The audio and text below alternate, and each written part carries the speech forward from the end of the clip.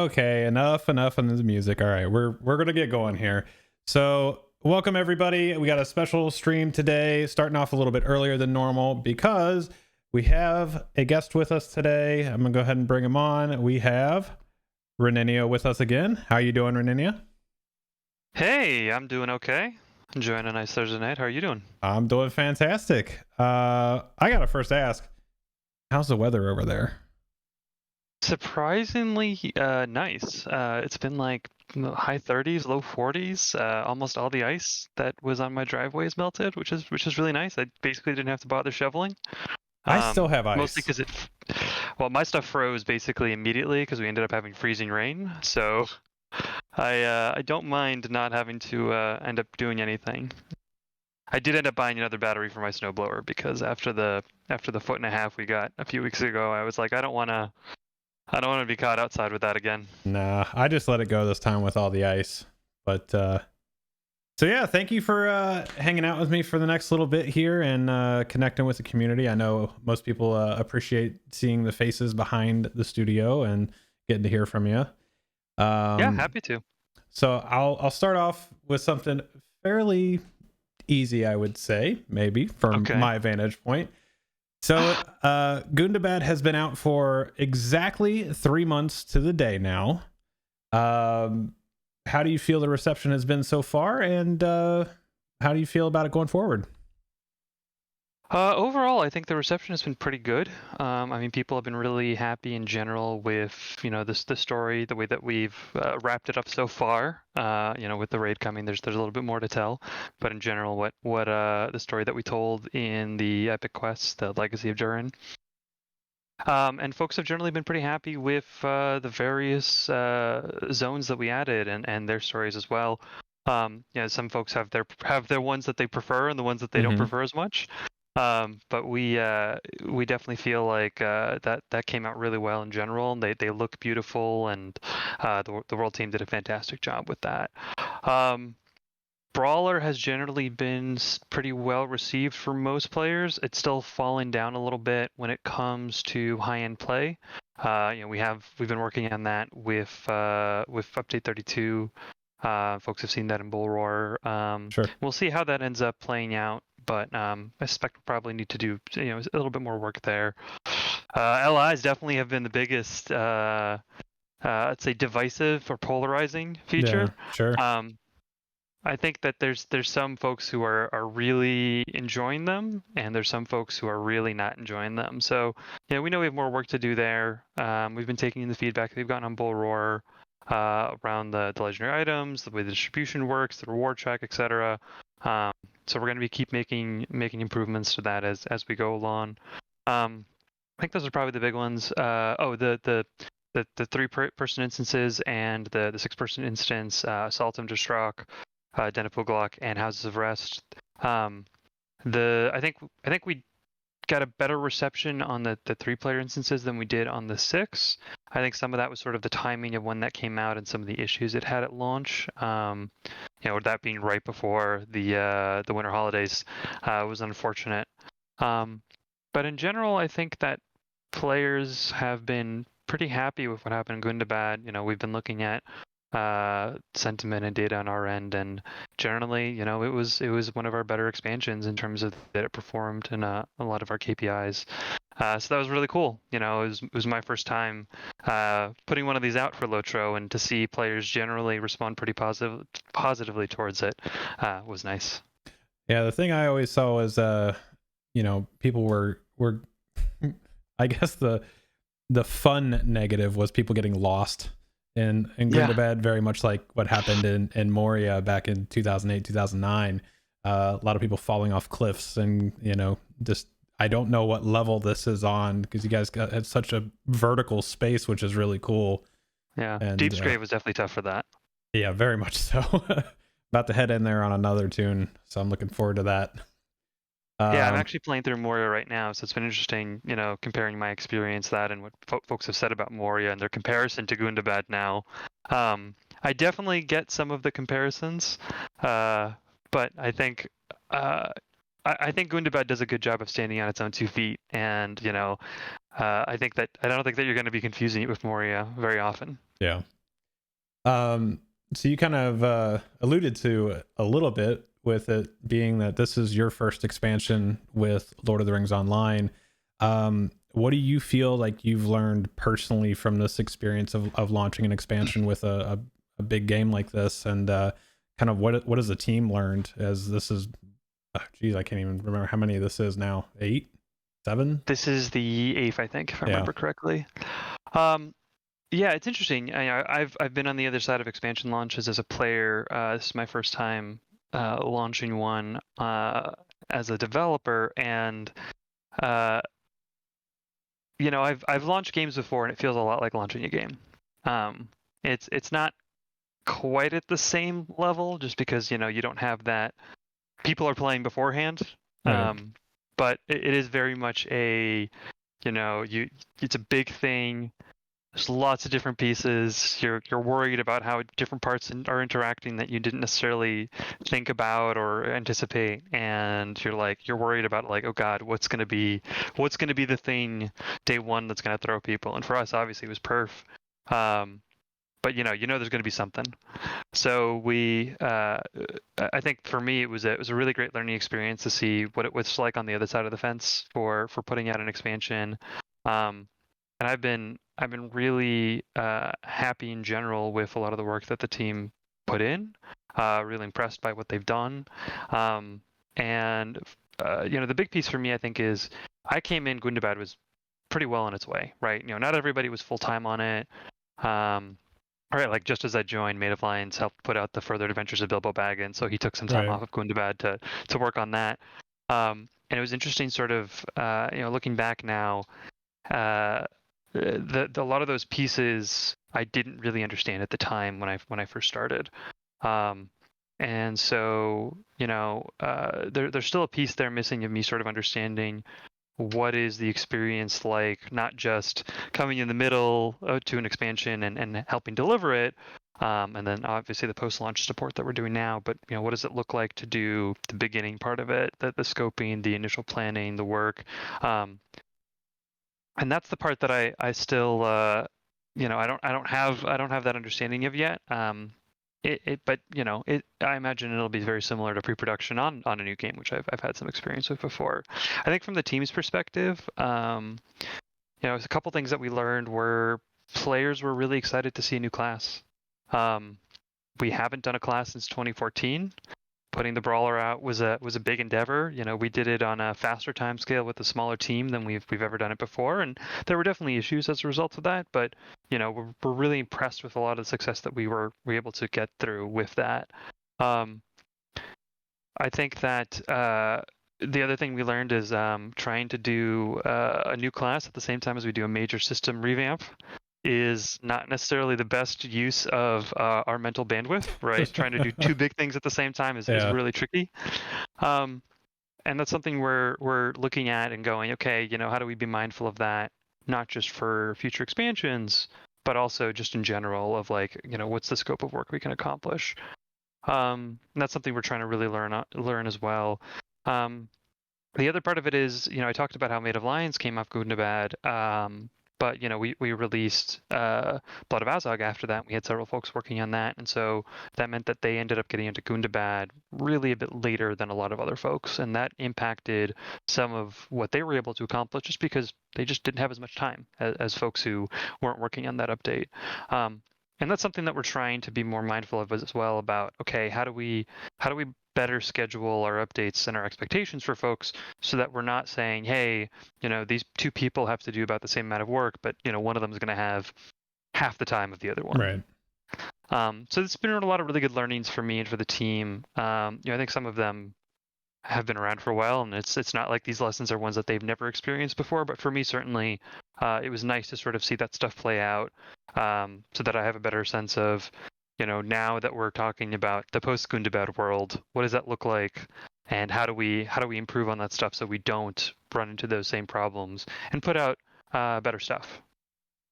Sure.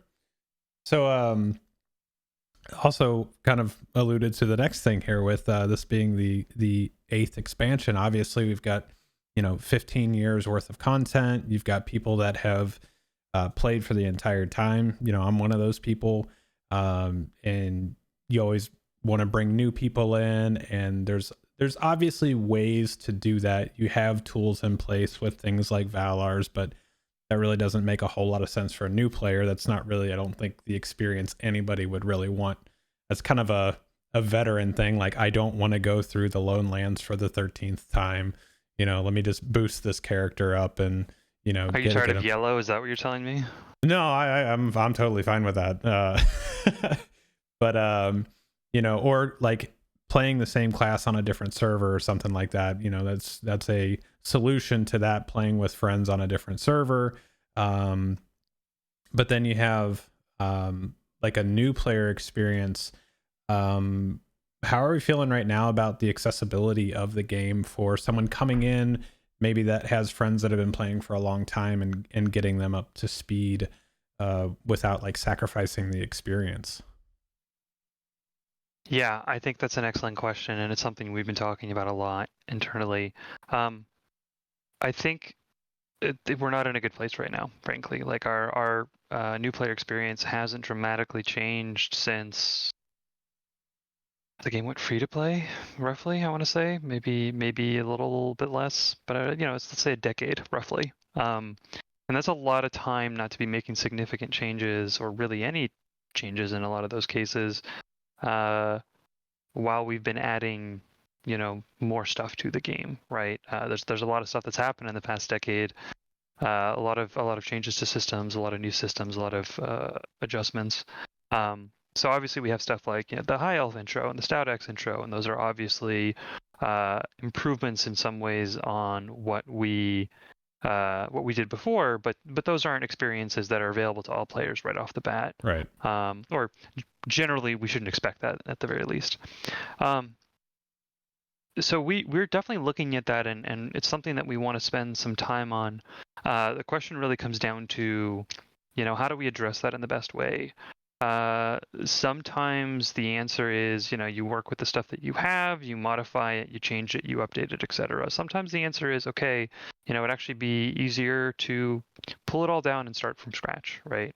And those are sort of polar opposites, and they're not fundamentally at odds. You can sort of do both, right? You can have a new experience and preserve the old experience.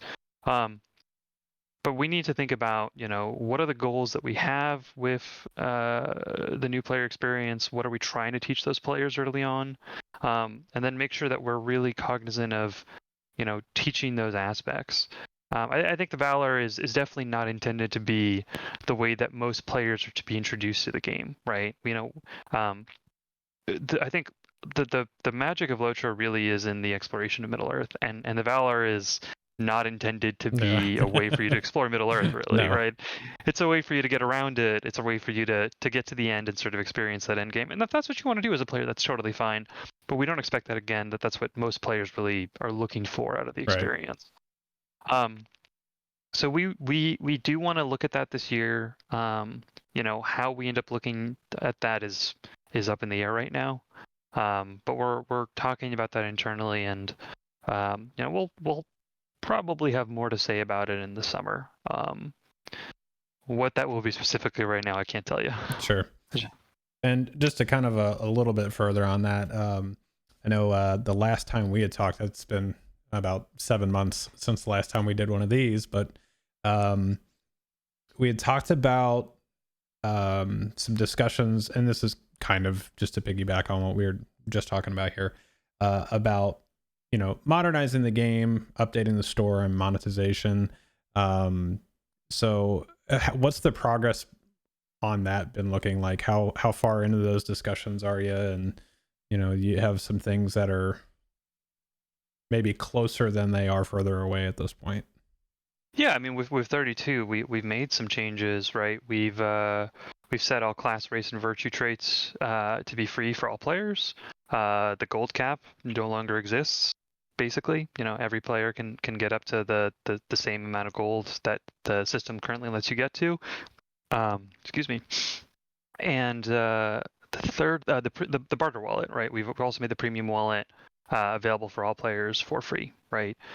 So those are all pretty big, substantial changes to the quality of life experience for most players at basically all levels of the game. And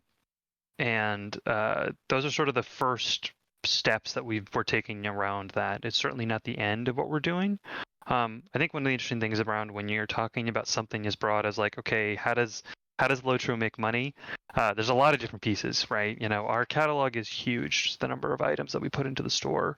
And it's not the kind of thing where we, we want to be very careful about categorically saying, hey, this thing completely goes away, at this level or that level or whatever. Sure. So there's a lot of deep conversations. We're definitely going to have more to talk about this year. I want to say maybe month and a half or so we'll have more stuff to announce. Maybe before that, but that seems like a reasonable time frame. And we're going to be doing more stuff this year in terms of looking at how we improve that stuff. But it's going to be an ongoing process. There's just so much stuff. There's the store's been around for over a decade, and we haven't made significant changes up until I think this point. So it's going to be a rolling process. There will be progress. Some things are going to come faster than others just because they're a lot easier to get folks on board with, but they're also easier to implement, right? Some things are just like, okay, this is a thing that we used to we used to not have a gold cap, so reverting that's a lot easier than giving away something to players that didn't exist at the time that the store came into being. But it's definitely stuff that we're going to continue working on, making progress on, having good conversations internally. And I don't think it's one of those things that sort of has like an endpoint where we go, okay, we're done. It's like we've class finished all ballots. the thing. Yeah, It's yeah. just I mean, ongoing. I think, as we learn more, as we see how things play out, we will be making additional changes in the future, and changes that we haven't even thought about yet. Does that extend to things that aren't directly in the store but are related to like mithril coin usage in the game as well? Like one of the things that I always kind of looked at that always kind of seemed a little odd to me was the trait setups, like buying extra pages essentially. It roughly equated to I think about $10 almost was for an extra setup. And it was just like the way some of that stuff is kind of calibrated across what a mithril coin costs versus how much it actually costs in real dollars. Maybe just like a calibration of some of that stuff in game as well. Is that stuff you're looking at some of those things as well potentially? Yeah, we're trying to look at everything, but it's one of those things where we're trying to. We sort of had a good conversation last summer where we went through and we tried to sort of have a master list almost of like, here are all the things that we broadly know of. And there were things obviously missing from that list because there's just so many interactions in the game. But we were like, okay, we're confident that these are like a lot of the big ones, right? And so it's then going through and prioritizing and going, what are the most valuable pieces within this? What's the greatest amount of player value that we can deliver? What are the biggest changes that make the most sense? And going through that and starting to pick up on some of those along the way. So it's some of the stuff you're talking about, like evaluating mithril coins and their price comparison throughout the game.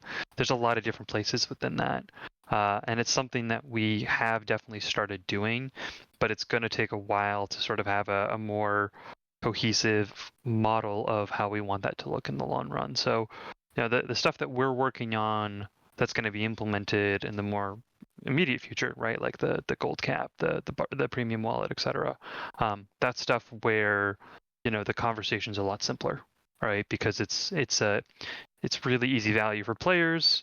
We know that a lot of players will really appreciate that. We know that a lot of new players, especially, will appreciate not having to deal with a 2 gold cap and running it, hitting a Hobbit present, getting some copper coins or silver coins to sell, and suddenly they hit that cap immediately and have that notification for the rest of their experience.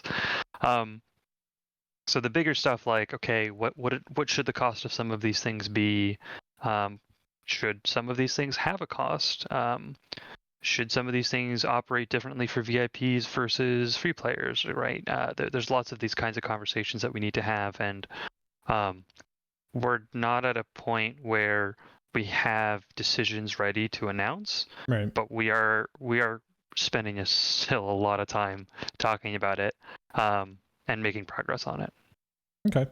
And I would imagine along those same conversations would probably be the value for a VIP, since some of those differentiators are being removed. How does that value extend to someone that is paying a monthly fee then?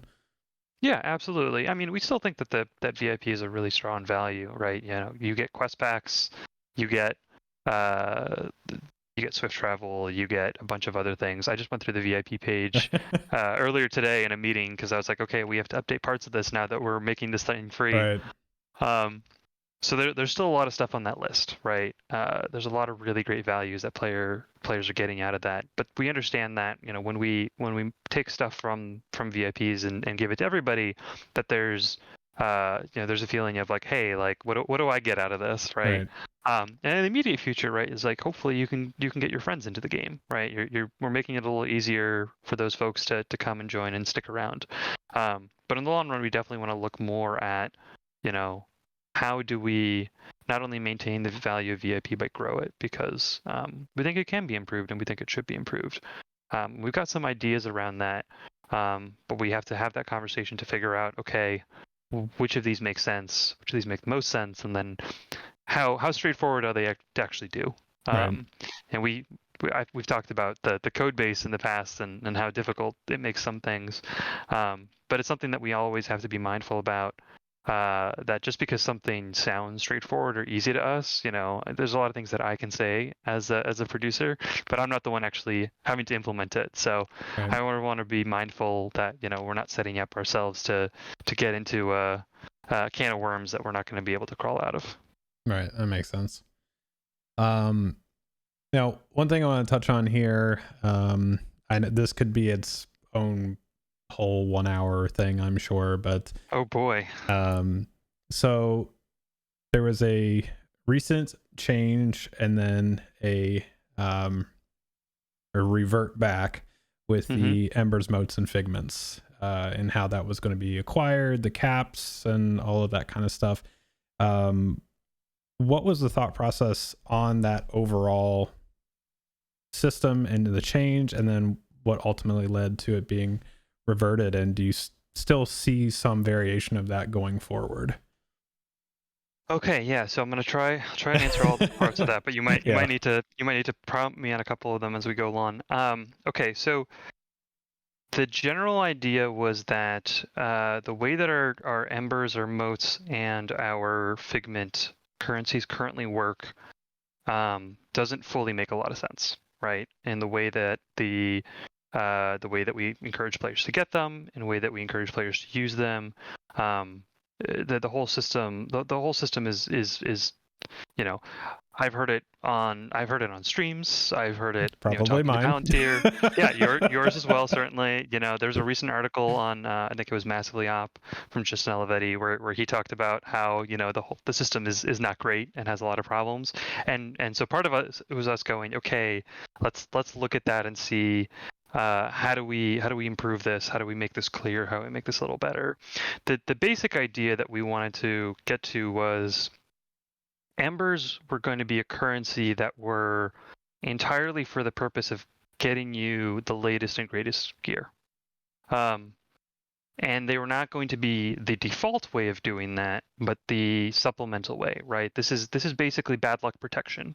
You know, you're doing the latest raid, you're trying to get the new raid set, you're trying to get a cool piece because you're just missing one before you can activate your 4-piece bonus, and it just isn't dropping. And so embers are the way to say, hey, you know, you've been doing this a while, you haven't been lucky, let's give you the opportunity to get that piece, and then you can work on whatever the next piece is, right? Maybe you want to get the 2-piece set from one of the other lines, for example. So we were looking at that and going, okay, that's really what we want embers to be fundamentally. That's what embers were sort of intended to be, but they didn't quite work out. In order for us to do that, we wanted to shift the way that players got embers, because one of the issues that we were seeing was that, well, there's twofold. For one, players generally, because the way that we unlock gear on the ember barters, you have to get the tier of you have to get the deed for the tier of raid that you're completing in order to unlock that gear. But once you get that deed, you don't have to keep running that tier. And in fact, a lot of times it's the least effective way to get that gear once that ember barter is available. In fact, you're much better off basically running anything else that's easier, so that you can get a bunch of embers and then you can buy up those pieces. And we looked at that and we said, okay, the whole purpose of this, right, is to be a supplemental way to get the pieces that aren't dropping for you. But what's instead happened is you are now doing other things and you're not running that thing. So that's not set up correctly. So the idea was, okay, what if we shifted your sourcing of embers away from those lower tier ones to quests that we could say, hey, go run tier 3 and get some embers, right? Go run a raid, go run a 3-person, whatever, right? So it's not that you could only get it from the new stuff, but we could have a bit more. We could direct you a little bit more in terms of some of the places that you could get that stuff, and we could then, as a result of versioning the embers, we could give ourselves a lot more room to give you a lot more sources, because we didn't have to worry then as much about having players stockpile a whole bunch of embers and then maintain those for a long time. One of the issues that we ran into was that any ember I earn today has a lot less value, has basically little value for me right now, but has infinite value in the future, because there's always going to be better gear in the future that I can get, and I want to have embers available for that. Right. And the only time I really incentivize to spend is when I get to the cap, because I don't want to lose out on potential future embers. So basically, we were going, okay, if we version those embers and we convert those to embers to motes on a periodic basis, then we can expand the cap, which opens up the ability for us to not have all the best gear cost 9,000 embers or whatever.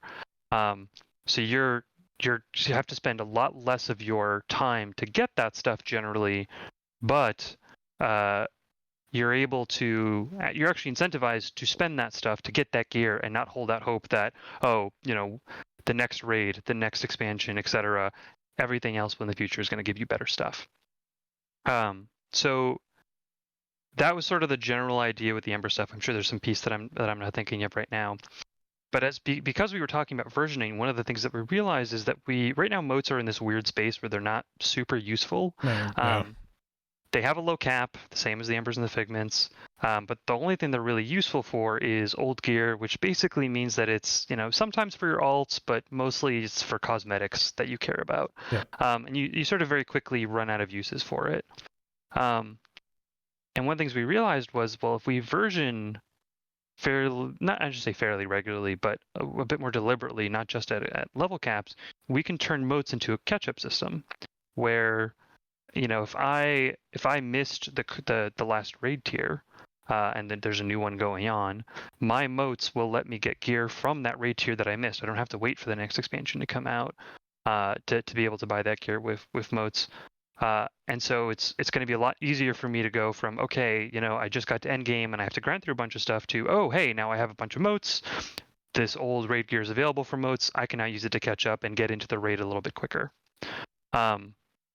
And so we thought that was really valuable, but that was a connection that we had as a result of the versioning that we could do, because now we didn't have to have all the gear from an expansion on an ember barter and steadily creep up the prices. We could have just the best stuff from the latest raid or the latest instances or whatever on that ember barter. And generally, from what I saw, I think the moat changes were generally pretty well received. That people didn't really have a huge issue with, oh, there's a much bigger cap. I can use this to buy the latest gear. The biggest issue that the players had with motes was that you could no longer convert them or embers into figments. And figments are this really interesting currency that we have, because in a certain way, they have really no connection to embers or motes. Figments are basically, they're just they're currency to buy cosmetics that you want. Whereas embers and motes are really about gearing. And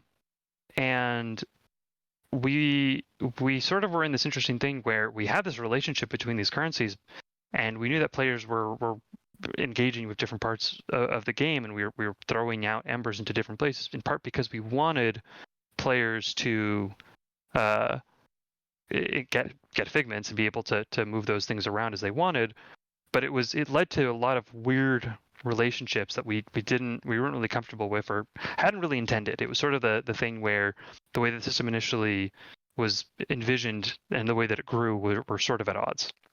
And so the figment changes were definitely, where when we talked about disconnecting them, was about moving that relationship away and saying, okay, instead of us having to think about every source of embers and every source of motes as a source of figments, we can now treat figment sources as their own thing and put those on places where players who generally care more about cosmetics are also going to be able to do that stuff. And such, instead of having you run instances to get embers that you could turn into figments, we could have you run more festivals. We could have you run weekly wrappers, attach them to missions, put them on the reward track, etc. And we started doing some of that stuff anyway.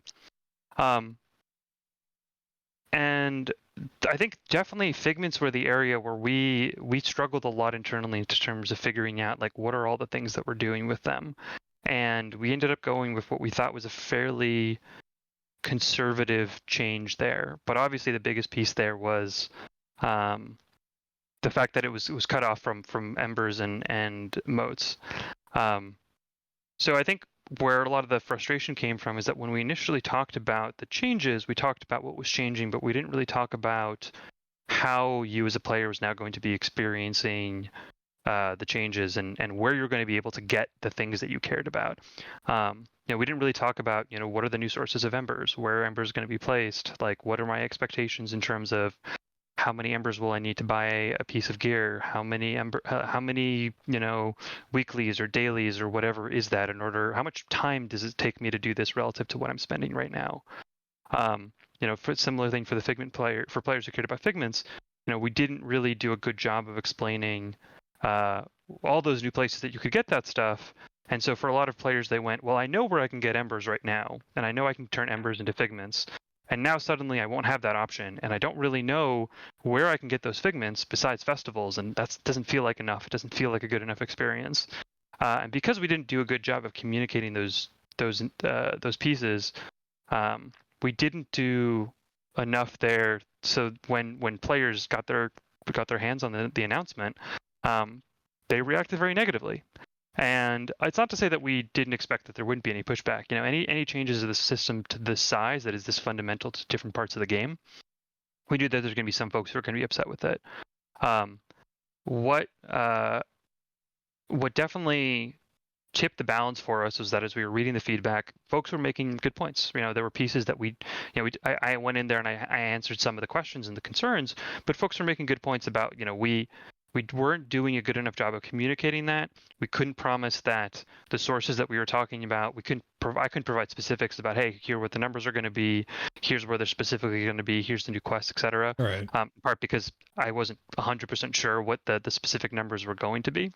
But so we said, okay, this isn't working, right? This isn't making anybody happy. Everyone's upset. Let's walk this back. Let's spend some more time going through all that feedback, spend some more time talking to Palantir, let's spend some more time looking internally at the information we have and come up with a more explicit plan that we can communicate to players in the future. So, I don't think that this idea isn't dead. We still know that we need to fix the problems that we initially identified. Those are problems that still exist. However, we need to really think through a lot of these additional pieces to understand better how we can communicate that, but also what changes we need to make in order to accomplish it. Because, folks made some good points that based on what we were describing, there were concerns that we were not going to be solving the problems that we wanted to solve. And I don't think that those concerns are necessarily misguided. I don't fully agree because I think that there's pieces that those folks are missing, and I tried to explain some of those. But I think it's worthwhile for us to spend more time thinking on that change because it certainly at the very least wasn't communicated well enough, and there were definitely pieces that weren't as strong as they needed to be in order for it to be what's the word I'm looking for?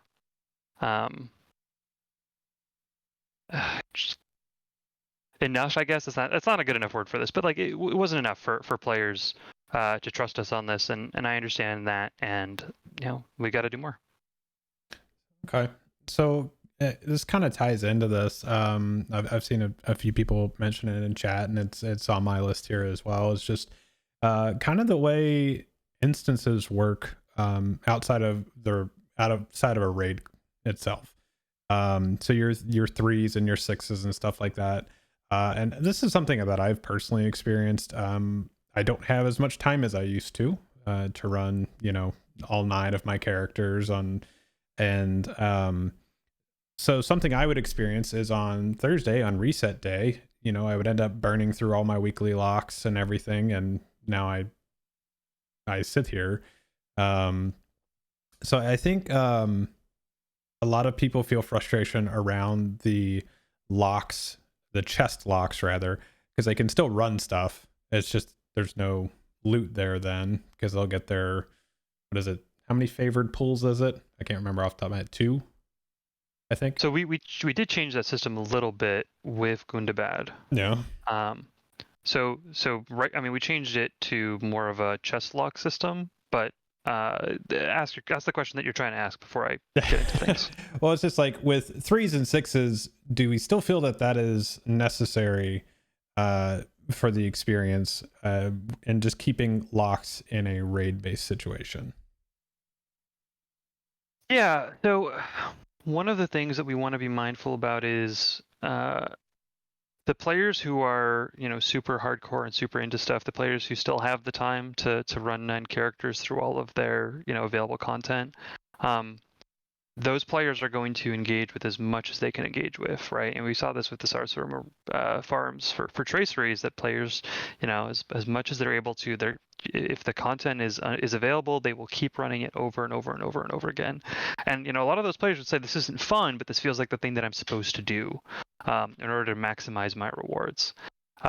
And while we certainly appreciate that players want those rewards, that's not really a healthy kind of thing, not just for traceries, but for any sort of loot system.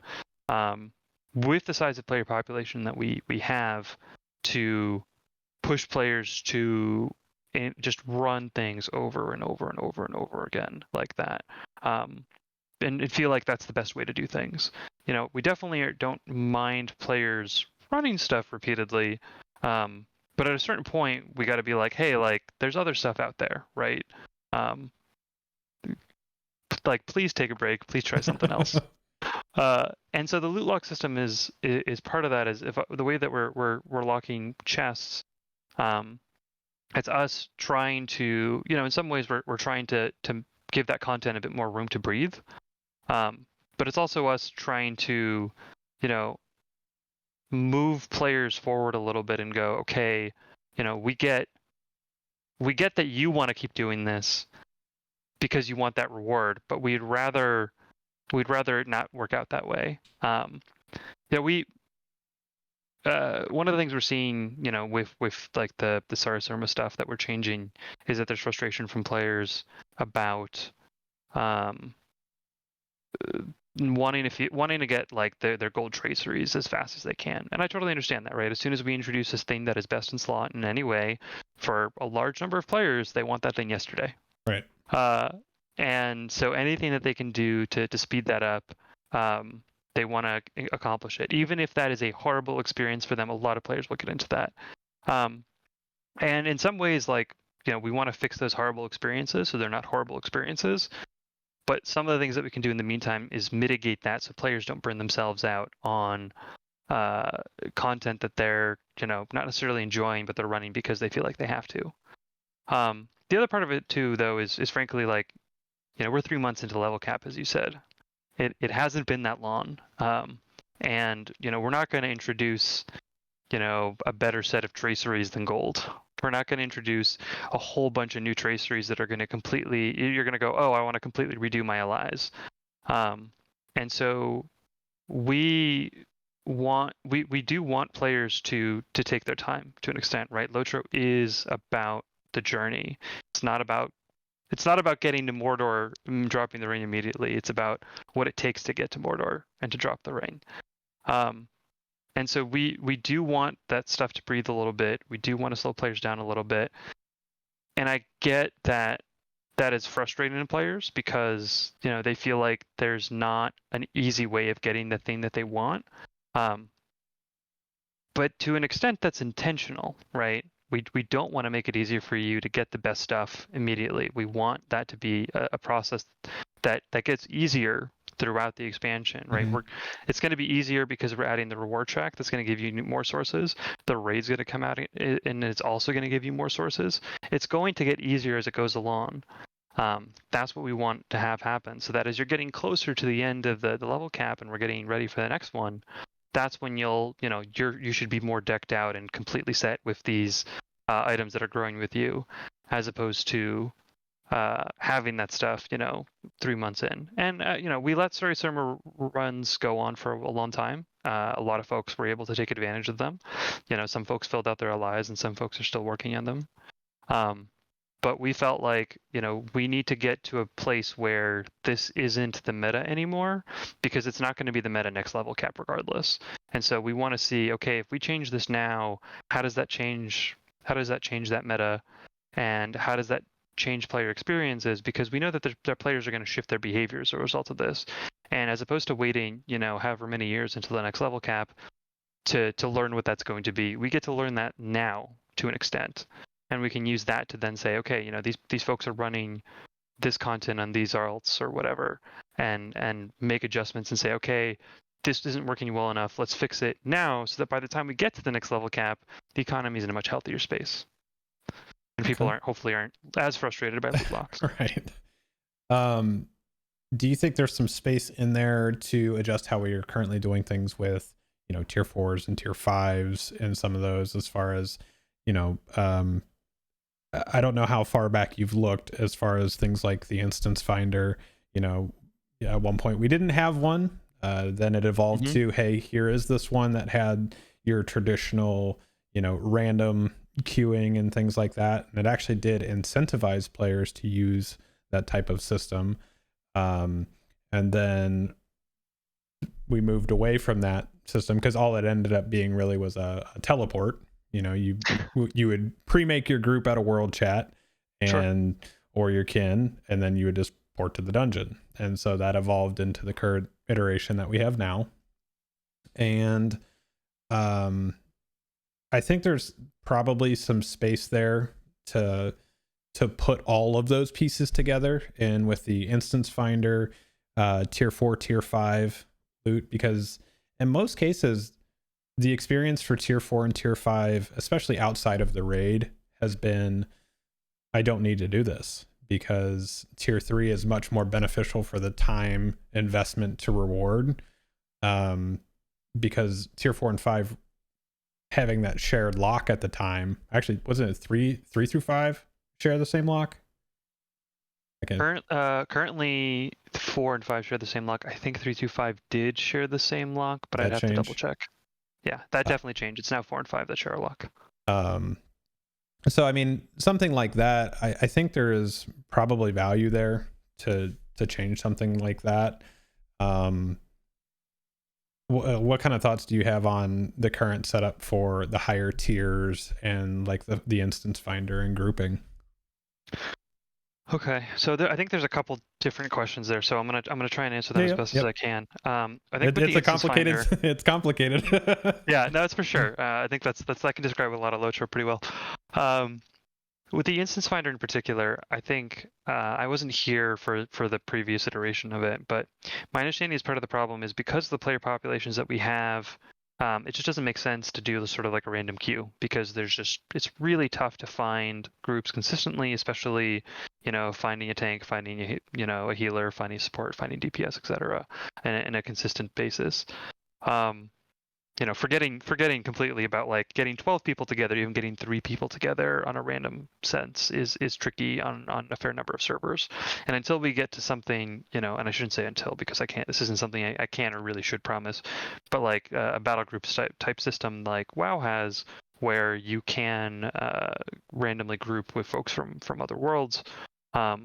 We just don't have the player numbers for those kind of systems to really be workable on a lot of worlds, and that's unfortunate, but that's the reality. So the instance finder at least nominally can help with some of those pieces. I don't love the system. It's something that like every time I look at that UI, I don't know what the hell I'm looking at, and I can't navigate it as a player. So there's a lot of work there that we need to do in terms of improving that and making it functional, because I think a lot of the issues are just with the UX. Because players, it's not that players aren't grouping, right? I see people talking in LFF, I see people talking in World and putting groups together. So we just haven't made the tool designed for that actually workable as the way to solve that problem. And that's unfortunate, and that's something we absolutely can do better on.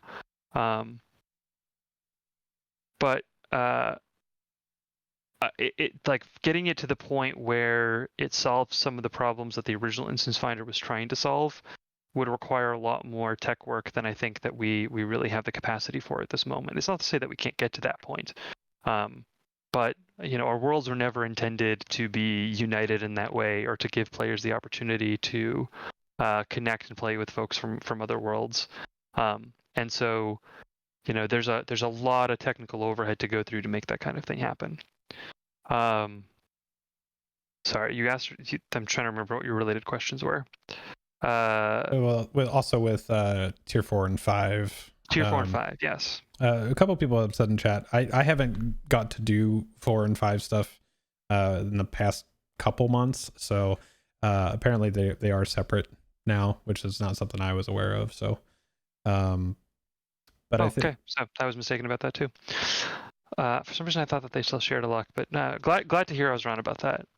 Yeah, so we wanted to give players more reasons to run different tiers, right? And that was part of the reason that we changed the loot system, the lock system rather, for Gundabad.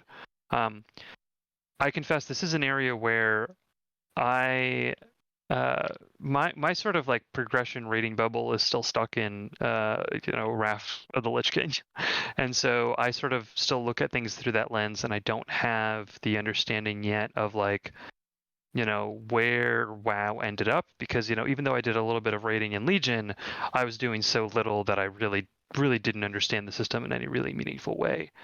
And looking at it and trying to understand, what is the past decade plus of, best practices in raid design and instance design and loot lock design. It's not a expertise that I have at the moment. And I'm working on, progressing in LOTRO to get to that point, but I'm still a ways away from really being able to engage with that.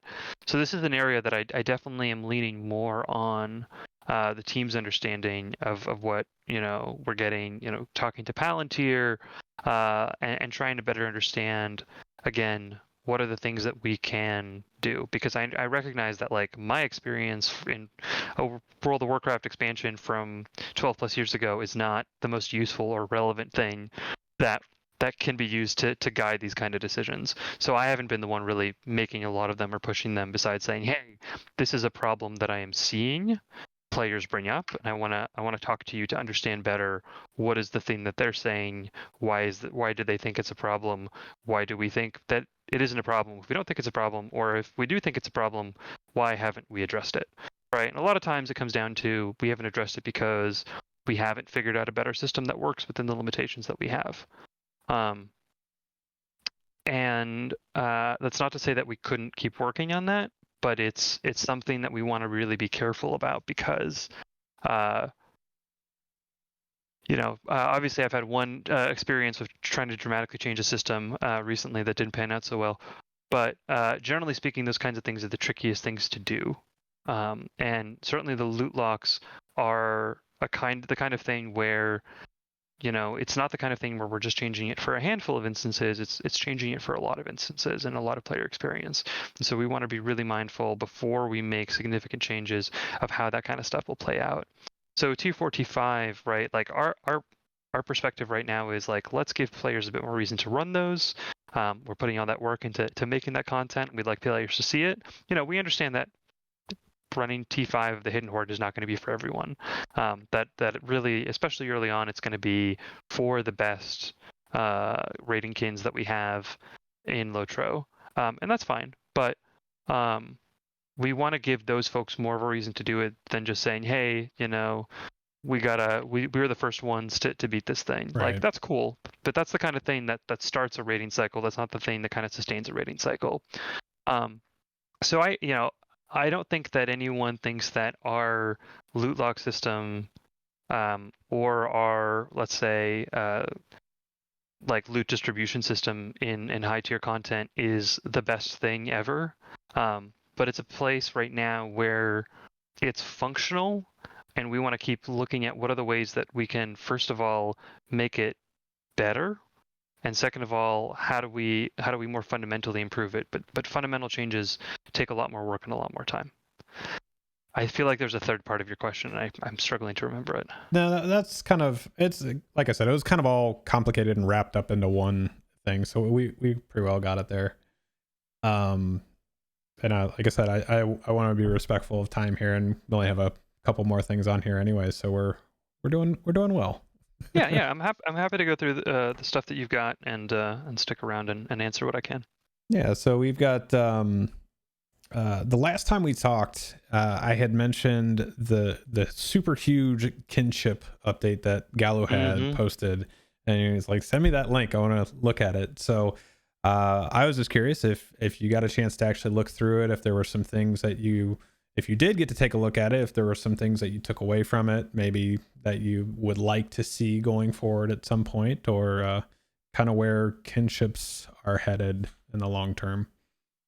Yeah, I did get a chance to look through it. I didn't read through the entire thread, but I read through all the main posts. Yeah, it was very like long.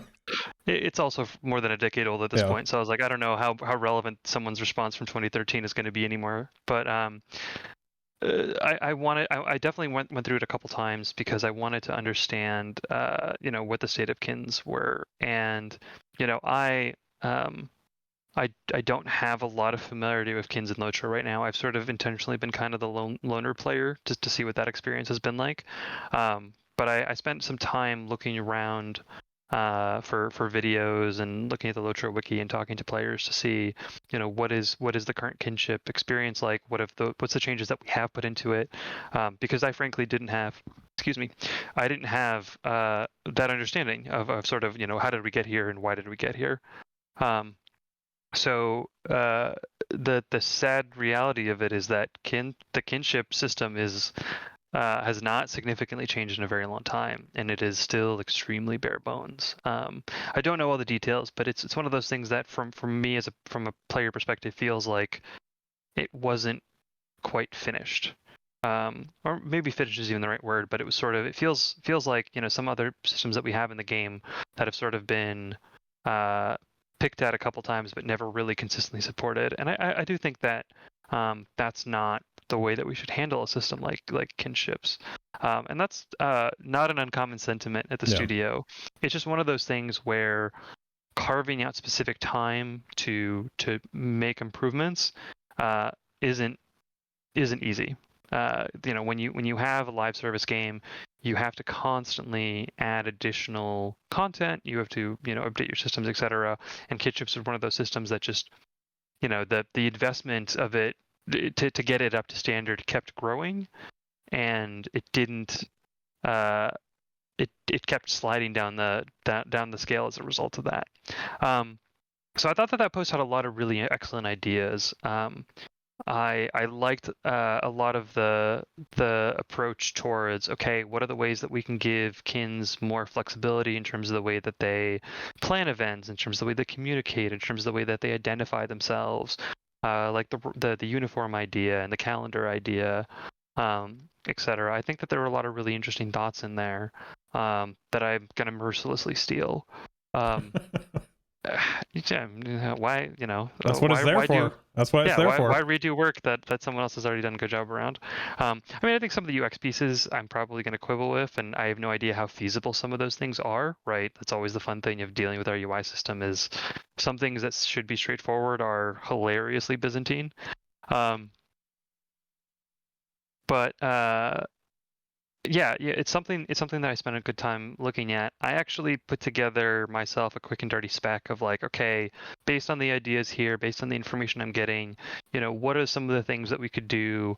What are the value sorry, what are the pieces that give players the most value that we can do?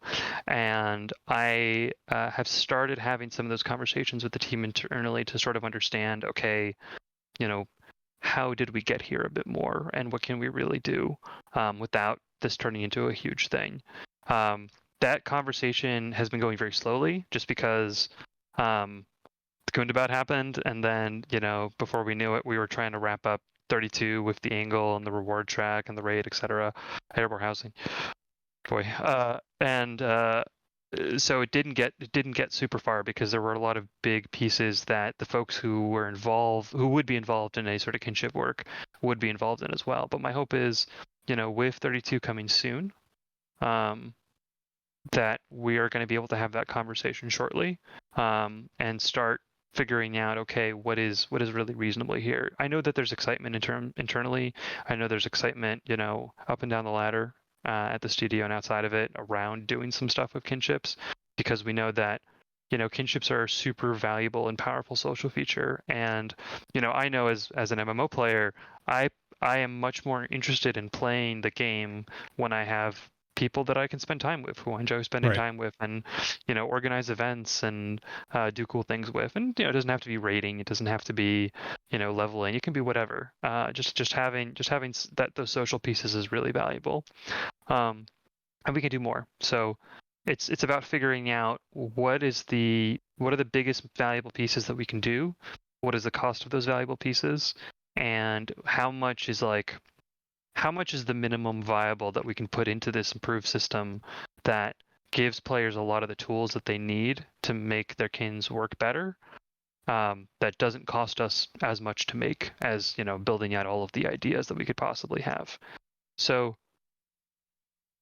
I don't know what that is, unfortunately, right now. I'm looking at that spec and I'm going, okay, there's a lot of pieces here that I could see potentially not being valuable. It's something that we're probably going to talk to Palantir about in the next few months. But it's not going to be to the point where it's like, hey, like we're going to show you something and it's going to be in game and it's going to be fully functional and yada yada. Right. Like Sure. that piece is going to come later. Okay. I think that by itself is kind of nice, just to hear that it is back on, just on the table at least. I know that there was some conversations within the last year. There was some stuff, and I know this is why producer letters are delicate, because you never want to promise too much, because I think it was like 2 years ago now, there was a big blurb about kinships, and that nothing ever really materialized, and that's because things happen. So yeah, I mean, one of the things there, right, is the nature of development is messy, right? The number of times that we've worked on something like Dark Worlds that I've been around for, where we're trying to get those things up so we can have players migrate their characters, and just every time we're like, okay, we've made it through the hard part, we're scot-free, we just got a few more weeks, and then we'll be able to let players do it, and then we hit some new thing that we just didn't realize was going to be a problem. It has happened. It's happened a lot, right? That's sort of the nature of doing this stuff, is until you start doing it, you know, you don't know 90% of the problems, and yeah. then you have to deal with the other 90%. So, uh, kinships are definitely a thing that people are excited about. I don't want to make the promise and say, hey, it's coming this year, Right.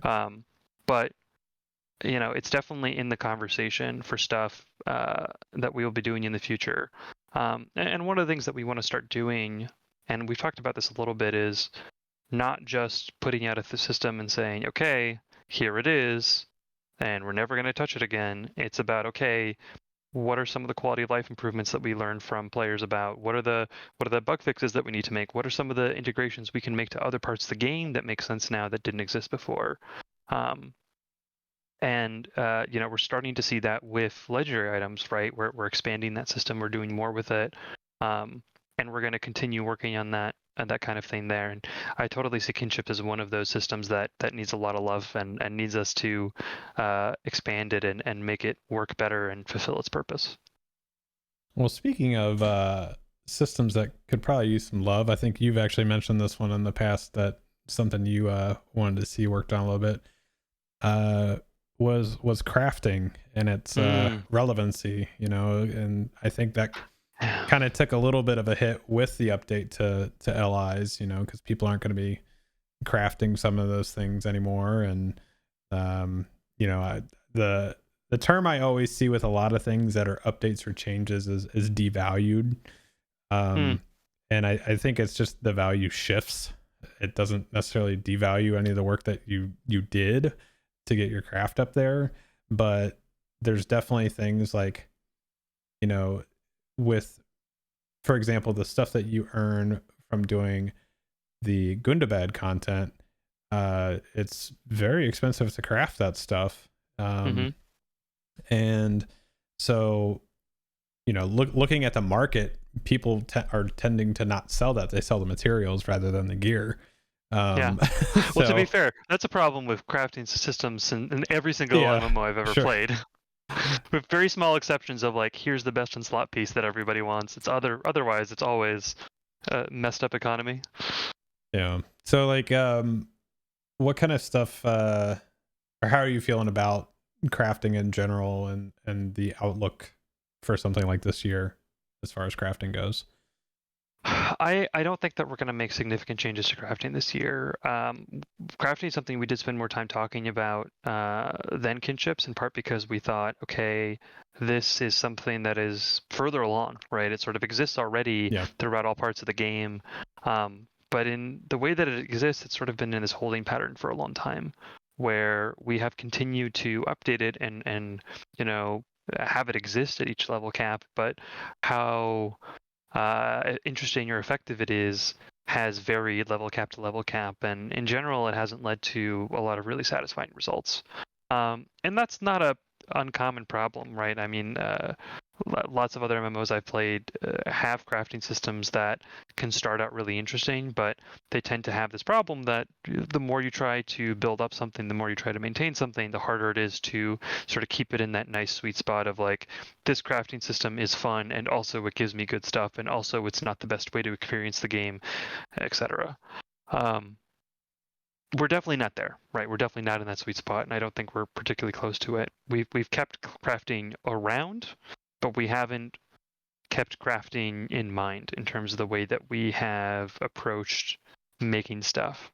I think that there's definitely ways for us to go and say, okay, how have other games that have been around for a while done this sort of thing?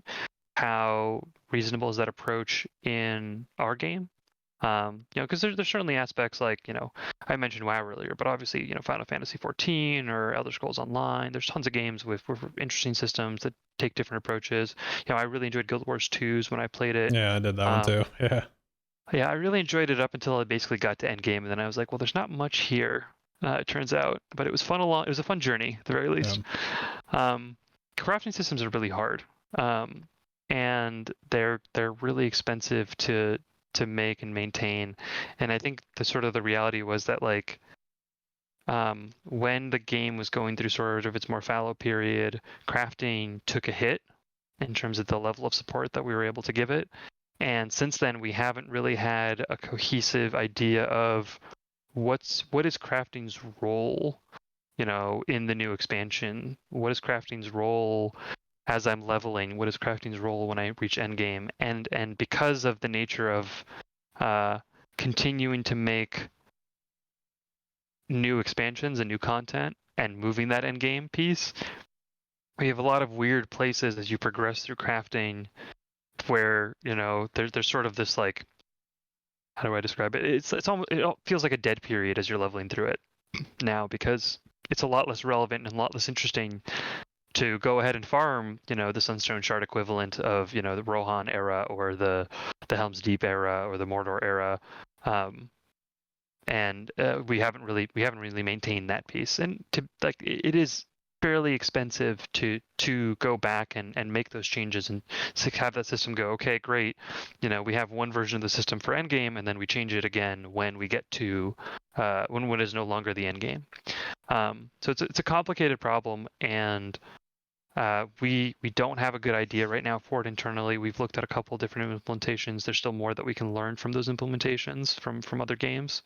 But I think that it's not something that we're looking at for this year. We don't have the capability to really give it the attention that it deserves, and we don't think we can solve it in a way that's going to be satisfying for anyone involved. So it's not forgotten by any stretch. It's still something that we're poking at and having periodic conversations around. But it's the kind of thing that it's for us, we're looking at it and going, okay, we need to give this a bit more time and attention. We can't do that right now. Let's put that on the back burner for the future and come back to it, later this year in terms of second half of 2022, and think about how we can make it work better in 2023. Okay. There's definitely I'm just kind of watching chat go by and a lot of different variations of opinions on how to approach that for sure. Because it's all perception and on based off of experiences. And, like my own personal one was, starting very early in the game is, your landscape gear got you to the point where you were getting your crafting stuff done, and then your crafted gear got you into the instances, and then your instance gear. Like that felt like a very fluid progression, and everything felt like it had value to the point where you got in the raid and those rare things dropped that let you craft this super rare thing. That always seemed to be a very fluid experience. But again, that's from my perspective. That's, somebody who is a solo player, they would be like, well, I can never get that. So yeah, that's the weird balance with all that stuff. So, but and that's a problem we have with every system that touches different parts of the game, right? Is we have so many different player archetypes, right? We have players who just want to play landscape by themselves. We have players who want to be progression rating and doing the hardest content and beating it as fast as they can. And we have so many different types of folks in between who have different kinds of experiences, and trying to build systems that satisfy all of them is really hard. And it's the kind of thing that literally every game is trying to solve. And crafting is a particularly tricky one because it by definition kind of has to touch everything. And anytime you try and segment some piece out of it, it looks really weird and inconsistent. So that's part of the problem of crafting is this big thing that we know is a really fundamental piece to the way that players think about and play MMOs. I love my nostalgic experiences of experimenting with recipes in Guild Wars 2. I enjoyed just buying as many damn recipes as I could get from all the reputation vendors in WoW, and buying them off the auction house and stuff like that, just not even to make them, just to have them and be able to say oh, this is the kind of stuff that I have. And leveling my crafting through expansion after expansion after expansion. That stuff was fun. I enjoyed it, and there's definitely a lot of nostalgia that I have to that kind of experience. But crafting systems are really tricky to maintain because they have to fit in with a really big chunk of content and systems throughout the game, sort of in perpetuity, and they're incredibly fragile because small changes in either direction can completely invalidate a lot of the work, right? Like right now, you're talking about crafting as you're leveling to get yourself better gear, but you really don't need to do that in LOTRO right now, because the landscape experience is, it's pretty straightforward. And in fact, I don't think that that's necessarily a bad thing, right? I don't think that we should be forcing players to engage with crafting so that they can get through landscape. I don't think that's better. But it does mean that crafting has been, in some essences, devalued for those folks who really like to engage with it, where before they were providing something to themselves or to other players that now it's not that they can't, it's just that that stuff isn't as relevant. Right. So it's tricky. Like there can be good reasons to do it, but it's a fragile system. It definitely is, and it has definitely gone through some iterations over the years with this game. Yeah, and you know, the reality is that it will go through more. I can promise you that. Absolutely. Well, I saved pretty much the best one for myself for last, which is how are we doing and where we stand on PvMP? Ooh, PvMP question. I was waiting for this one. Because that's near and dear to my heart. I love to do PvP just in about any game I play, and you know, I miss it. Yeah, so obviously since last we spoke, Fanta's put a lot of time into PvMP, updating it, improving it, getting it to a much better place than it was in the years prior, at the very least, Yeah, maybe decade. for sure. So I think in general, in some ways, the state of PvP is the best that it's been in a while. I think that we've also learned some interesting stuff about PvMP along the way, right? You know, we when we first launched Gundabad, obviously we had a number of performance issues, and they were pretty severe in a lot of places. You know, I remember watching a stream of yours, and you were just standing still, trying to make your way through Matagard, and obviously that was not the way that we intended that experience to be. Right. And you know, right now it's dramatically better, where you can generally play without running into anything approaching that kind of lag most of the time. So PvMP we found is a not insignificant contributor to that kind of thing. We are still learning how much it affects other parts of the game besides just itself, but we know that the Morse can get, you know, can turn into a bit of a slideshow when players, and there's 40 players duking it out in there. So we learned a lot from that, and it has helped actually improve some of the work that we've done around performance, because it gave us good evidence of some of the issues.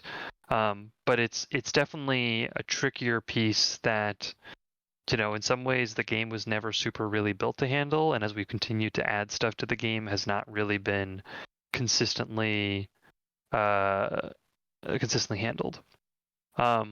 So that was definitely an important piece that we're still working through.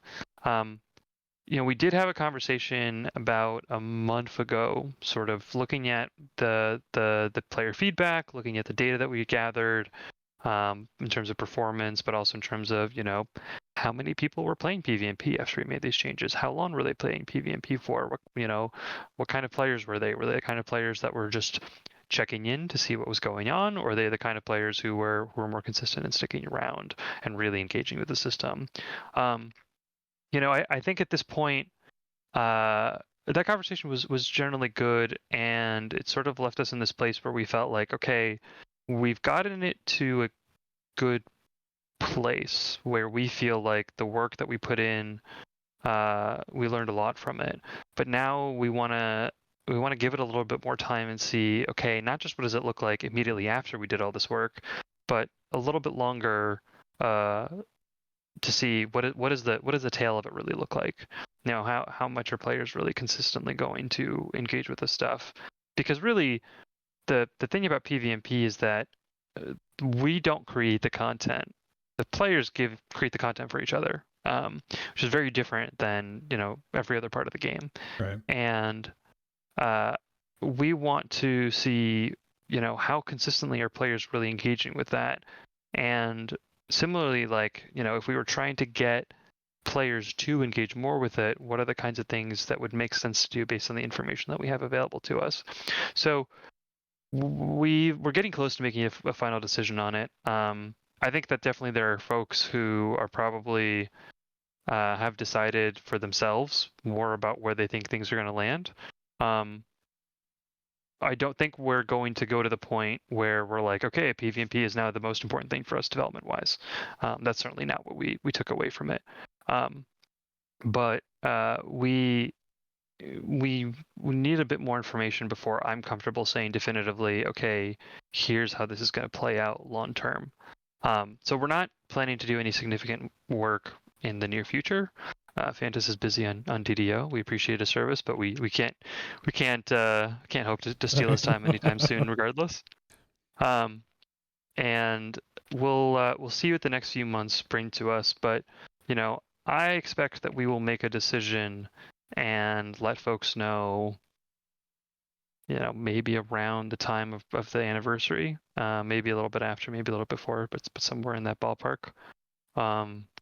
That's not like a hard and fast thing. That's just me sort of sticking my finger in the air and trying to see which way the wind's blowing. But I think that probably by that point, right? At that point, we're talking roughly 6 months.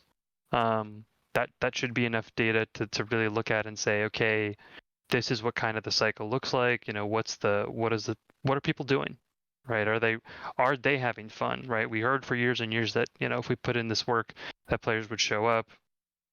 Did we put enough work for players to show up? What level of work would we need to put in to get more players to show up or whatever? I mean, that's sort of the next question here as well, is like, we did a lot of stuff. It took up a good chunk of Fantas's time, and it got us a certain result.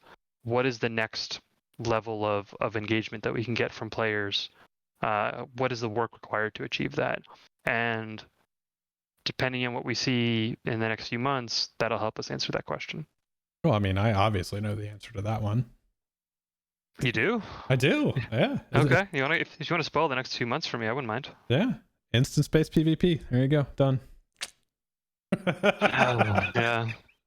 The look on your face on that one. I mean, I don't mind the idea of instance-based PvP, but are you talking like free people versus free people here? Or are you still talking about? Oh no, talking like arenas or? More like the battleground style. More battlegrounds. Okay. Yeah, like a 6v6 type of thing. You've got stories, like the idea that I've talked about probably for the last 6 years was always using the skirmish maps, because they're already in a capture the flag style, and there's already story-based like descent there that you could utilize in that, and instead of doing PvE in that same map, doing PvP. Yeah, I don't think it's impossible. I think the question I just would have a lot of questions around like the tech, because like I know that there's a lot of limitations that exist in the current implementation of PvMP from a technical perspective. Sure. So I don't even know if we built a instanced battleground that PvMP that monster players and free players could join, like how much work that would even take. Like, I don't know. I honestly, and this could be, there could be answer, could be out there already, and I just don't know it. Like, can a creep even enter an instanced area that is not the Moors or Osgiliath? I honestly don't know the answer to that question. They've been in the open world before. They've been in the open world by accident. Yeah. That's different, though. That is different. They got let out of their cage. Yeah. I've seen some of those stories. Yeah. No, I definitely think that could work. I think the problem there is like one of the problems we have with PvMP is it's this not only has it been neglected, but it's this corner of the game, right? Yeah. Where you are really completely disengaging with everything else that we're doing, and you are just playing this thing that was sort of never really intended to be a full game system in a lot of ways, right? I'm sure you've heard about all the limitations of creep players in the past. So it's one of those things where it's like, if we're going to properly invest into it, we have to properly invest into it. And it's not insignificant to do that kind of thing. So trying to push sort of this sort of like not a small thing to do, but also not the most ginormous thing we could do, it can get pretty tricky in terms of like, okay, like how worthwhile is this? Yeah, I mean, I miss Battlegrounds. I enjoyed playing those. I sucked at PvP and I hated arenas, but I did enjoy Battlegrounds. Honestly, they're like, there's a lot of other issues we'd have to fix to make that stuff like really work well again. Like, our perf's still not well enough to the point where like I would really like, I would not trust myself to go into the moors, even if I was good enough at a creep class that I felt like I had the rotation down and I knew my priorities and how to gank properly. I mean, I played Rogue in WoW, so it's not like I never had those skills, but like I definitely don't have them anymore. Uh, Gotta brush Even up if I on had all that. that stuff, though, yeah. Even if I had all that stuff, though, like the way that our performance is right now, it is actively hurting that experience. So we need to focus more on that stuff. We need to improve those pieces, and I think the reality is that like trying to do those bigger swings until we've gotten those things to a point where that's not one of the number one problems we have with the game, or Yeah. like not even top 10. It would just be, would be a poor use of our time. Well, fair enough. Yeah. But I want to say, to be clear, like I don't think we're at the point where we're going to say like we're going to shut off PvMP. Nah. You're never going to be able to play it again. Like get in now, or you'll miss the boat. But whatever we announce will be, we want to be able to set expectations reasonably for folks in the future to say, hey, like, we don't want to do the thing again where we say, hey, this producer's letter, we're going to work on PvMP, and then we don't work on it for 3 years, right? That's not Right. the kind of thing that we want to keep doing. All right. Well, like I said, I do want to be respectful of your time. I do appreciate you taking almost an hour and a half of your evening to sit down with me and the community and, just talk about some of the things that are going on in the game and kind of where you see things going. And I know it's always nice to have a face out there for people to,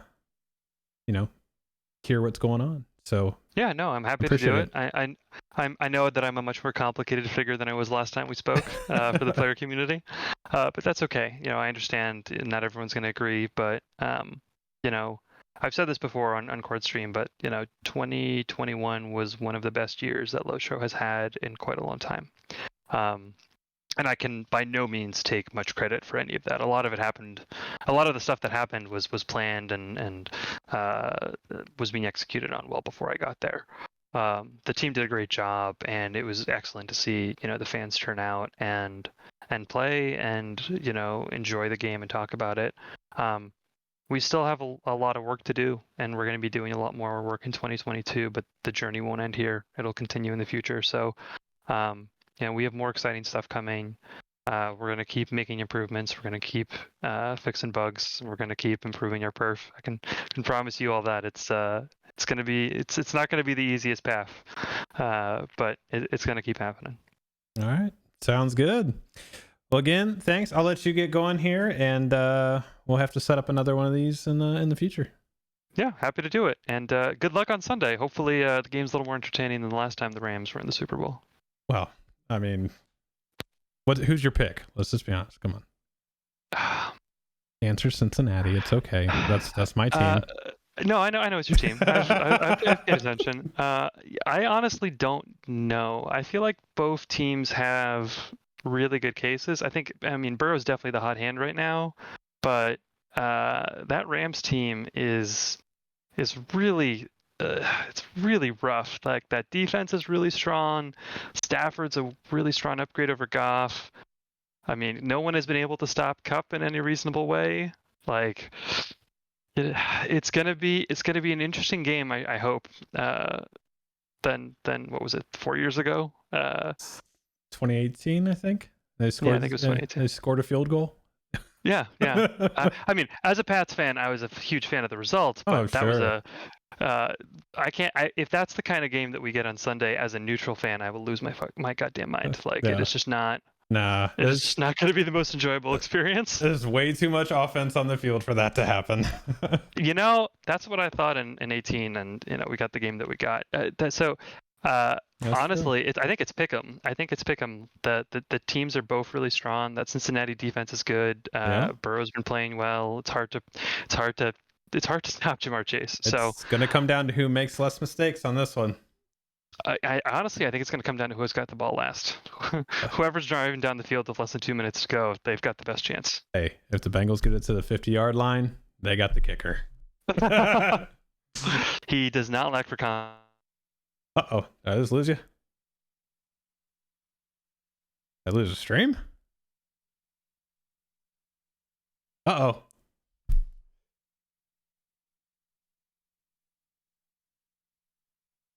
Okay, well, I still got everybody here. So let's do this. I will switch up to this. Okay. Well, so we know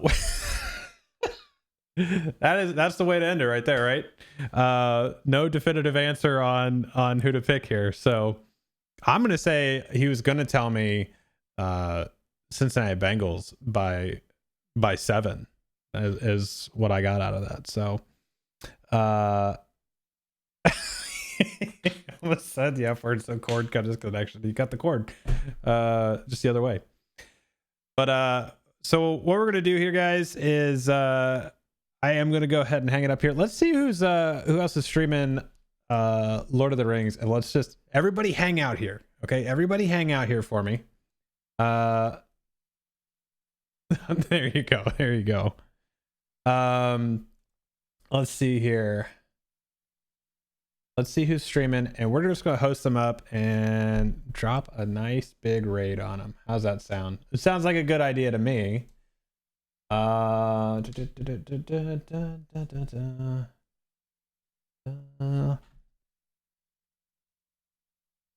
There you're back. There you go.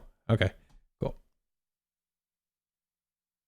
Go ahead and hang up. Cool. Chat. She's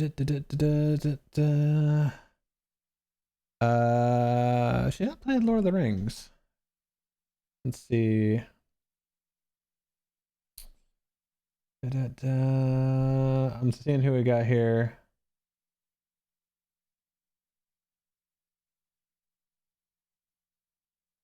Yeah, but not playing Lord of the Rings. Let's see.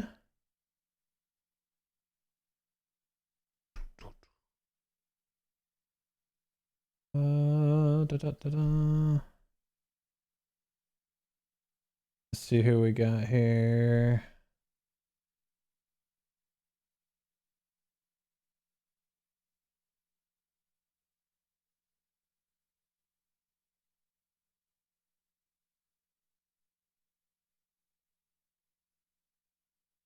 Ah, yes.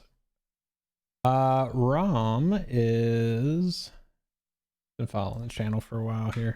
Let's go ahead and do that. So what I want you guys to do, if you are familiar with rating in Twitch, we're gonna head over to a channel. I want you guys to hit them up, say hi, be kind, hit them with some follows, all that good stuff. Well, I appreciate that, Con. So we'll do that. All right, I'm gonna set you guys up here. Have a wonderful rest of your weekend. I will see you back here on Saturday, barring anything that happens. Actually, you know what? I have to get back to you on Saturday. I'll let you know about that. But I'm gonna get you guys set up here. We're gonna go over to Rom's channel, and hope you guys enjoyed. I'll be posting this video up on YouTube later once it's all done processing. Other than that, have a good one, and I will see you next time. Take care, everybody. I'm out.